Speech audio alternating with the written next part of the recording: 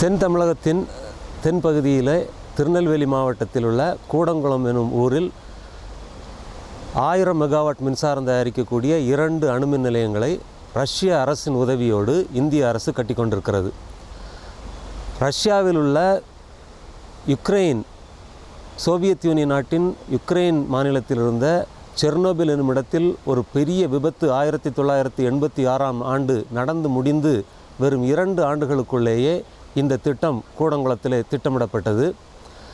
அதை பொதுமக்கள் பெரிய அளவிலே எதிர்த்ததால் அதன் திறப்பு விழாவிற்கு கூட ராஜீவ்காந்தி அப்போதைய பிரதமர் வர முடியாத நிலைமை ஏற்பட்டது. இப்படி உள்ளூர் மக்களின் எதிர்ப்பையும் மீறி கூடங்குளத்திலே அணுமின் நிலையம் நிறுவப்பட்டு வேலைகள் தொடர்ந்து நடந்து வருகின்றன. கிட்டத்தட்ட 2 ஆண்டுகளுக்கு முன்னால் இந்த 2 அணு உலைகளை தவிர மீண்டும் மேலும் 4 அணு உலைகள் கட்டுவதற்காக அரசாங்கம் ஏற்பாடுகளை செய்து அதற்கான ஒரு கருத்து கேட்பு கூட்டத்தை ஏற்பாடு செய்திருந்தது திருநெல்வேலி அரசு பொறியியல் கல்லூரியில். அங்கே வந்திருந்த 5000க்கும் மேற்பட்ட பொதுமக்கள் இந்த திட்டம் வேண்டவே வேண்டாம் என்று ஒருமித்த குரலில் எதிர்த்த பிறகும் அந்த திட்டத்திற்கு அனுமதி அளித்து அரசாங்கம் அந்த வேலைகளை தொடங்குவதற்கான முயற்சியில் ஈடுபட்டிருக்கிறது. இந்த நிலையில் அணுசக்தித்துறை அதிகாரிகள் இன்னும் 2 அணு உலைகளை அங்கே நிறுவலாம் என்று அறிக்கை விடுத்து கொண்டிருக்கிறார்கள். இப்படி 2 அணு உலைகளாக தொடங்கப்பட்ட திட்டம் இன்றைக்கு 6 முதல் 8 அணு உலைகளை நிறுவுவதற்காகவும் இந்த அணு உலைகளிலிருந்து வருகின்ற கழிவுகளை சுத்திகரிக்கும் ஒரு சுத்திகரிப்பு ஆலையும் நிறுவப்படும் என்றும் பேசிக்கொள்கிறார்கள். இந்த திட்டங்கள் பற்றிய எந்த தகவலையும் பொதுமக்களுக்கு நேரடியாகவோ அல்லது அறிக்கைகள் வாயிலாகவோ தெரிவிப்பதில்லை. இப்படி ரகசியமாகவும் பொதுமக்களிடம் பாதி உண்மை பாதி பொய் என்ற வகையிலும் கருத்துக்கள் தெரிவிக்கப்படுகின்றன. மின்சாரம் அணுமின் நிலையங்களிலிருந்து தயாரிக்கப்படுகின்ற மின்சாரம் விலை மலிவானதல்ல என்பது இன்றைக்கு உலகம் முழுக்க அனைவரும் அறிந்த ஒரு உண்மை. இந்த அணுமின் நிலையங்களிலிருந்து வருகின்ற கழிவுகளை கிட்டத்தட்ட 48,000 ஆண்டுகள் கட்டி பாதுகாக்க வேண்டியது ஒரு பெரிய பொறுப்பு.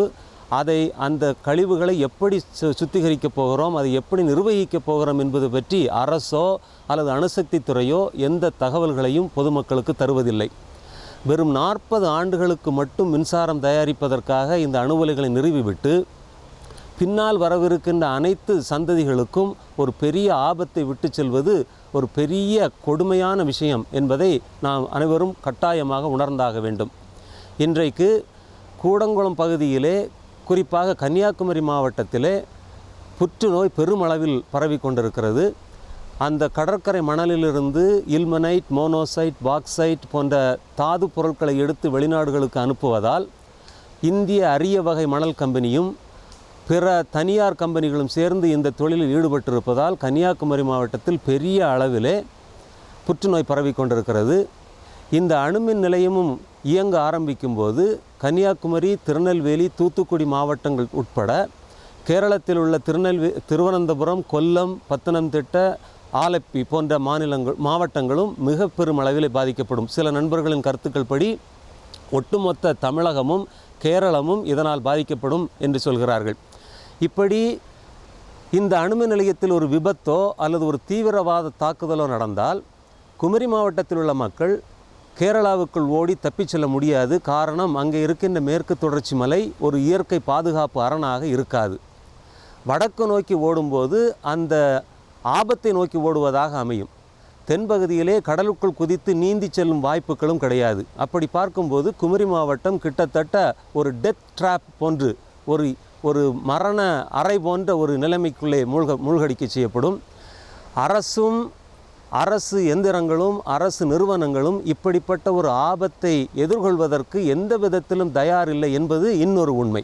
அண்மையிலே 2004ஆம் ஆண்டு நடந்த சுனாமி பேரிடரின் போது நாம் பார்த்தது போன்று அரசாங்கம் அந்த இடத்திற்கு வருவதற்கே கிட்டத்தட்ட 1 வாரம் காலம் எடுத்துக்கொண்டதை பார்க்கும்போது இந்த மாதிரியான ஒரு அணு விபத்தை அரசாங்கம் எதிர்கொள்ள முடியாது, பொதுமக்களுக்கு உதவ முடியாது என்பதுதான் உண்மை. இந்த சூழ்நிலையில் அமெரிக்காவோடும் ரஷ்யாவோடும் பிரெஞ்சு நாட்டோடும் ஏகப்பட்ட அணு உடன்படிக்கைகளை ஏற்பாடு செய்து நாட்டின் பல பகுதிகளில் இந்த அரசுகளும் இந்த அரசுகளின் கீழே இந்த நாடுகளில் உள்ள தனியார் நிறுவனங்களும் வந்து அணு உலைகளை நிறுவி பணம் சம்பாதிப்பதற்கும் ஏற்பாடுகள் செய்யப்பட்டு வருகின்றன. அண்மையிலே இந்தியாவுக்கும் அமெரிக்காவுக்கும் இடையே ஏற்படுத்தப்பட்ட அணுசக்தி ஒப்பந்தம் இதே மாதிரியான ஒரு ஒப்பந்தம். அண்மையிலே இந்தியாவுக்கு வந்த அமெரிக்க வெளிநாட்டுத்துறை அமைச்சர் திருமிகு ஹிலரி கிளின்டன் வந்திருக்கும்போது இந்தியாவின் 2 பகுதிகளில் அமெரிக்க தனியார் நிறுவனங்களின் அணு உலைகளை நிறுவுவது பற்றி பேசினார்கள். இப்படி வெளிநாட்டு கம்பெனிகள் வந்து அணு உலைகளை நிறுவும்போது அவர்களை எந்த விதத்திலும் நாம் கட்டுப்படுத்த முடியாத சட்டங்களை இயற்ற வேண்டும் என்றும் கேட்டுக்கொண்டிருக்கிறார்கள். இப்படி வெளிநாட்டு கம்பெனிகள் வந்து அணு மின்சாரம் தயாரித்து அதை விற்று அதன் மூலம் அவர்களும் இந்தியாவில் உள்ள தனியார்களும் தனிநபர்களும் தனி நிறுவனங்களும் லாபம் சம்பாதிக்கும்போது இந்த அணு உலைகளை கட்டி பாதுகாக்கும் பொறுப்பும் அதிலிருந்து வரக்கூடிய கழிவுகளை நிர்வகிக்கும் பொறுப்பும் இந்த அணு உலைகள் மூடப்பட்ட பிறகு அந்த உலைகளை டீகமிஷனிங் என்று சொல்வார்கள், செயலிழக்கச் செய்யும் செலவுகளும் அதன் பின்னர் அவற்றை கட்டி காக்கும் செலவுகளும் பொதுமக்களின் வரிப்பணத்திலே செய்யப்படும். முதலாளிகள் வந்து முதலீடு செய்து லாபத்தை மட்டும் எடுத்துக்கொண்டு போக பொதுமக்கள் தலையில் இப்படிப்பட்ட ஒரு பெரிய ஆபத்தையும் இப்படிப்பட்ட ஒரு பெரிய செலவையும் அவர்கள் தலையில் சுமத்துவது மிகப்பெரிய அநியாயம். இதை தவிர இந்த எதிர்கால சந்ததிகளை இந்த அணு உலைகளிலிருந்து வருகின்ற கதிர்வீச்சும் அந்த அணு உலையிலிருந்து வருகின்ற கடல் நீரை கடலுக்குள் விடும்போது அந்த கடலிலே வருகின்ற மீன்பிடி தொழில் மிகப்பெரிய அளவிலே பாதிக்கப்படும் என்ற அபாயமும் மிகப்பெரிய உண்மை. இந்த சூடான தண்ணீர் மீண்டும் கடலுக்குள் விடப்படும் போது அங்கே மீன்பிடிப்பு தொழில் குறையும். அந்த மீன்களும் கூட இந்த நீரில் கலந்திருக்கும் கதிர்வீச்சை உட்கொண்டு மிகப்பெரிய நோய்களுக்கு உள்ளாக வேண்டி வரும். அங்கே இருக்கின்ற தற்போது கூடங்குளம் அணுமின் நிலையம் இயங்க ஆரம்பித்தால் தூத்துக்குடி, திருநெல்வேலி, கன்னியாகுமரி 3 மாவட்டங்களில் உள்ள கிட்டத்தட்ட 100க்கும் மேற்பட்ட மீன்பிடி கிராமங்கள் வறுமைக்குள்ளும் ஏழ்மைக்குள்ளும் தள்ளப்படுவார்கள். அங்கே இருக்கின்ற விவசாயிகளின் விளைபொருட்களுக்கு பெரிய அளவிலே விலை இருக்காது. நிலத்தடி நீர் மாசுபடக்கூடிய வாய்ப்பு இருக்கிறது. ஆங்காங்கே புற்றுநோயும் இது சம்பந்தமான நோய்கள் உருவாகும் போது எதிர்கால சந்ததிகளே இருண்டு போகக்கூடிய ஒரு நிலை எழுகின்றது. இப்படி பார்க்கும்போது இதனால் வருகின்ற லாபத்தை விட நஷ்டம் மிக அதிகமாக இருக்கும் என்பதுதான் உண்மை. அமெரிக்காவிலே கிட்டத்தட்ட 30 ஆண்டுகளுக்கு மேலாக ஒரு புதிய அணுமின் நிலையத்தை கட்டாத சூழ்நிலையில் ரஷ்யாவிலே செர்னோபில் விபத்து நடந்து 1986க்கு பிறகு இதுவரைக்கும் ஒரு புதிய அணுமின் நிலையம் கூட கட்டாத சூழ்நிலையில் இந்த நாடுகள் நமது நாட்டில் வந்து அணுமின் நிலையங்கள் கட்ட அனுமதிப்பது எவ்வளவு பெரிய முட்டாள்தனம் என்பதை நாம் சிந்தித்து பார்க்க வேண்டும். ஜெர்மனி ஒரு பெரிய தொழில் ஆதிக்கம் மிக்க ஒரு நாடு.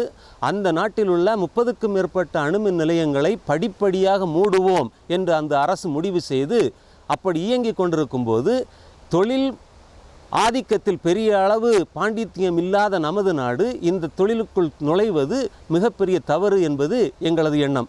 அண்மையிலே ஜெர்மனி நாட்டிலே அஸ்ஸே என்று சொல்லக்கூடிய திடக்கழிவு, இந்த அணுமின் நிலையங்களிலிருந்து வருகின்ற கழிவுகளை பாதுகாக்கும் ஒரு சுரங்கத்திற்கு நான் சென்றிருந்தேன். கிட்டத்தட்ட 650 மீட்டர் பூமிக்குள் கீழே உள்ளே தோண்டப்பட்டிருக்கின்ற இந்த உப்பு சுரங்கத்துக்குள்ளே இந்த கழிவுகளை பாதுகாப்பதாக வைத்திருக்கிறார்கள். அப்படி உள்ளே சென்று பார்க்கும்போது அந்த மலையிலே ஆங்காங்கே பிளவுகள் ஏற்பட்டு அந்த பிளவுகளின் வழியாக உப்பு தண்ணீர் உள்ளே நுழைந்து இந்த பீப்பாய்கள் துருபிடிக்கின்ற சூழ்நிலையிலே அங்கே இருக்கின்றன. வெறும் 40 ஆண்டுகள் கூட இந்த கழிவை பாதுகாப்பதற்கு முடியாத சூழ்நிலையிலே இன்னும் 48,000 ஆண்டுகள் எப்படி பாதுகாக்கப் போகிறோம் என்று அந்த ஜெர்மனிய அரசு கையை பிசைந்து கொண்டிருக்கும் போது இந்திய அரசு இப்படி கண்ணை மூடிக்கொண்டு அமெரிக்காவிற்கும் ரஷ்யாவிற்கும் பிரான்ஸ் நாட்டிற்கும் லாபம் உருவாக்குவதற்காக மட்டும் இந்த தொழிலை இறங்குவது மிகப்பெரிய தவறு, மிகப்பெரிய கொடுமை. அரசு அதிகாரிகளோ அணுசக்தித்துறை அதிகாரிகளோ இது சம்பந்தமாக பொதுமக்களிடத்திலே எந்த கருத்து பகிர்வுக்கும் வருவதில்லை. எந்த கருத்துக்களையும் பொதுமக்கள் சொல்லும் கருத்துக்களை கேட்பதில்லை. அண்மையிலே இந்திய அமெரிக்க ஒப்பந்தம் கையெழுத்தாகும் போது கூட பாராளுமன்றத்திலே மிக அசிங்கமான அளவிலே பணம் மூட்டைகளை கொண்டு கொட்டி குவித்து இதிலே எவ்வளவு பணம் கலந்திருக்கிறது என்பதை அப்பட்டமாக காட்டினார்கள். இப்படி இந்திய நாட்டினுடைய இறையாண்மை மட்டுமல்ல, இந்திய மக்களுடைய எதிர்காலம், நமது குழந்தைகளுடைய நமது பேர குழந்தைகளுடைய எதிர்காலம் மிகவும் இருண்டு போகப் போகிறது. நமது விவசாயிகளும் மீனவர்களும் இப்படி பல தொழிலிலே ஈடுபட்டிருக்கின்ற மக்களுடைய உரிமைகளும் வாழ்வாதார உரிமைகளும் மிகப்பெரிய அளவிலே பாதிக்கப்படவிருக்கின்றன. இந்திய நாட்டிற்கு மின்சாரம் தேவை என்பதிலே எந்த மாற்று கருத்துக்கும் இடமில்லை. நாடு வளர வேண்டும், நாட்டு மக்கள் நலம் பெற வாழ வேண்டும் என்பதிலே எங்களுக்கு எந்த மாற்று கருத்தும் கிடையாது. ஆனால் மின்சாரத்திற்காக நாமா அல்லது நமக்காக மின்சாரமா என்பது ஒரு முக்கியமான கேள்வி. நமக்காகத்தான் மின்சாரம். அந்த மின்சாரத்தை தயாரிப்பதற்கு இந்தியாவிலே சூரிய ஒளியின் மூலமாக, காற்றின் மூலமாக, கடல் அலைகளின் மூலமாக இப்படி எத்தனையோ வழிகளிலே மின்சாரம் தயாரிப்பதற்கான வாய்ப்புகள், வசதிகள் இருக்கின்றன.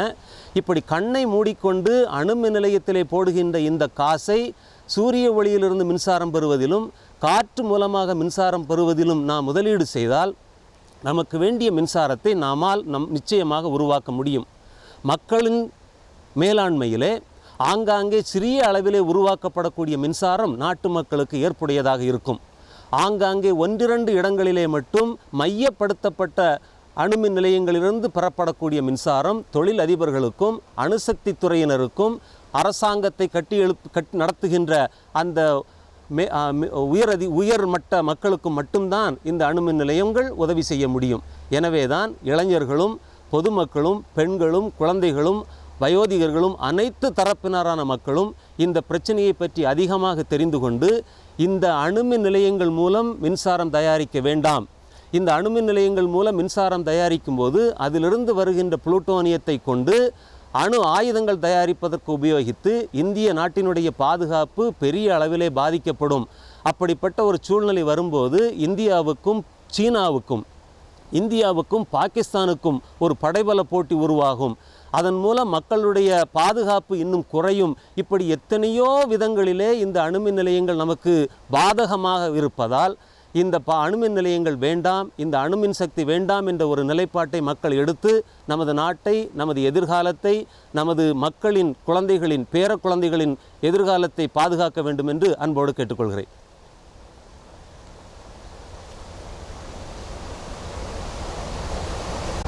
Okay. The Department of Atomic Energy and the Government of India are setting up 2000 megawatt producing electric power plants in Kudangulam. And a couple of years ago they conducted a public hearing and added 4 more plants at a stretch. Now they are saying that they can have a couple more nuclear power plants in Kudangulam. Now not only in Kudangulam, they are setting up power plants, atomic power plants all over the country with the cooperation of the United States government, French government and the Russian government. Now they said that nuclear power is too cheap to meter, but now everyone in the world knows that nuclear power is too costly to matter.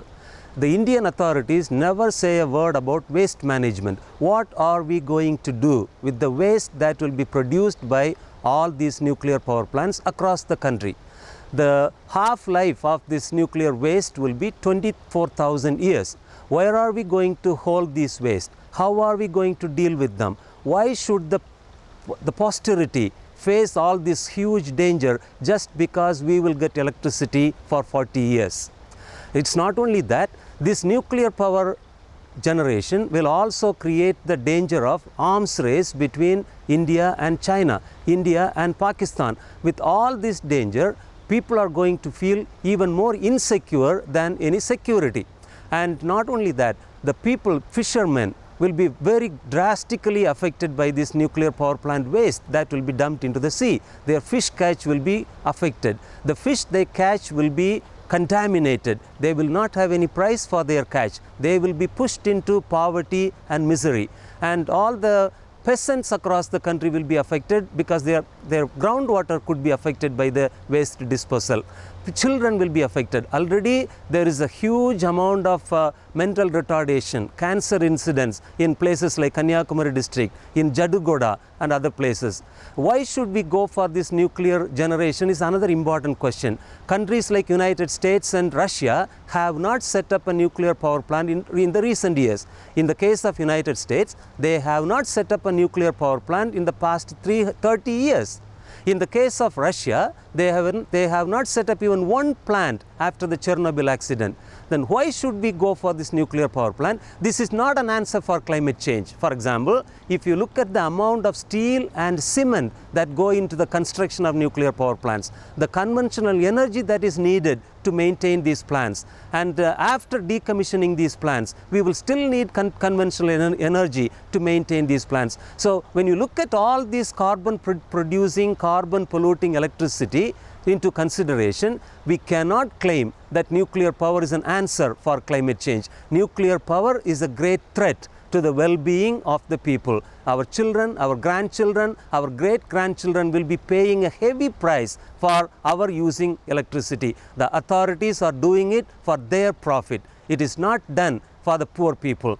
The people will be gaining so much if we emphasize solar power, wind power, tidal power and other ways of producing electricity. India should be a leader, not a mindless follower of failed schemes and failed countries. We are not, and we cannot live a life to produce profit for American companies, French companies and Russian companies. This has to be stopped. People who are interested in well-being, in health, in security, in having a wonderful environment for our country should ask this government not to go ahead with this nuclear power plant and nuclear weaponization, nuclear mining, nuclear business deals with with countries all over the world. Thank you.